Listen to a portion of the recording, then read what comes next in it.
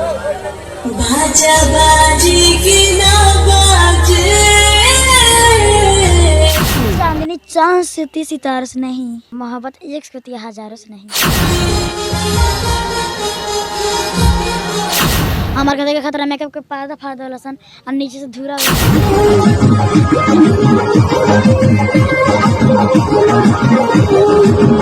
तोरा ई खूबसूरती के राज का बा ई तो बतावो। अब भगवान के देन बा हम। पानी बहुत परेशानी में, पानी बहुत परेशानी में। ए बूढ़ा पागल हो गल बा, छोड़ के ना चाह। हाँ खाली छोटकी के नचवा। हाँ हाँ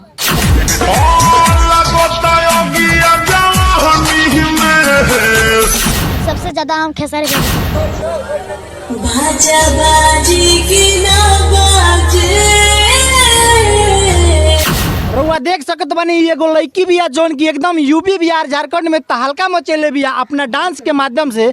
और पीछे एकर इतना श्रोता बाड़े लोग जौन की एकरा गावे के बालू आ देखे आइल बालू आखिर का खूबी बा लड़की में।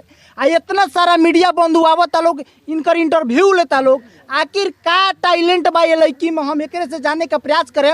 ओकरा पहले हम बानी मंटू कुमार आ रउआ ताजा न्यूज बिहार देख रहल बानी। आ ई लड़की के घर बरवा परसौनी में बा जौन की नेपाल के सटले पड़ेला। बॉबी तोहर नाम का हो? नीरज।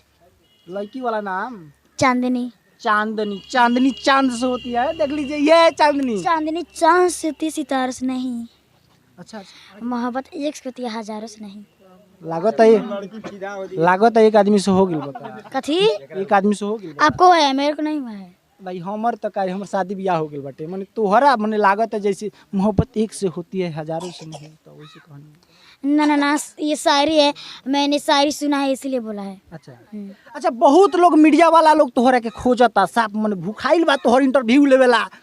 काहे कि तू एकदम वायरल चलता यूपी बिहार झारखंड में तहलका मचैले बाड़ू तो वो मीडिया वाला लोग बड़ा तहरा के खोजताटे।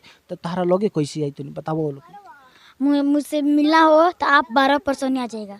माने 12 परसौनी कितना बाप मारी लो गूगल पर टेप तो कहाँ जाइलो हियाँ माने एग्जिट मतलब जैसे तोहर थाना कहाँ भइल ना? मानेटार जिला। माइनाटार थाना। मानेटार प्रखंड। हाँ आ ई जोन गांव के नाम बा 12%। बरवा परसौनी। देख सकत बानी रउआ सबे मीडिया भाई बहुत बेचैन बानी इनकर इंटरव्यू लेवला। हमहू बेचैन रहनी दिन भर घुमनी है तब इनकर जब से घर मिलल बा आ इनका घरे 5 घंटा के बैठनी है ओकरे बाद में यहाँ से नोइले है बुझाता जे बड़का स्टार भइल बड़े बबुआ आई बबुनी उहे बात बाटे। तो रउआ सबे के अगर इंटरव्यू लेवे के होई तो माइनाटार यहाँ के थाना पड़ेला आ इनकर घर बरवा परसौनी में पड़ेला। तो बाबू पहले हम तो कहें कि एगो तनी आदा वदा मारो तनी है जनता लोग के। ठीक बा। जियो जियो क्या बात है।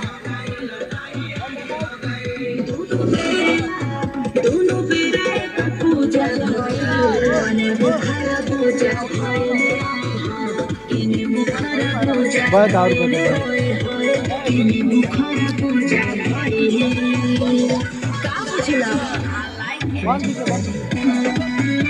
सकते हैं ये बुढ़ऊ के चश्मा आ युवाओं के दिमागों का धड़कन है। ये आप सभी के बीच अभी एक डांस कर दी है। तो डांस कइला से कितना अच्छा लगता है?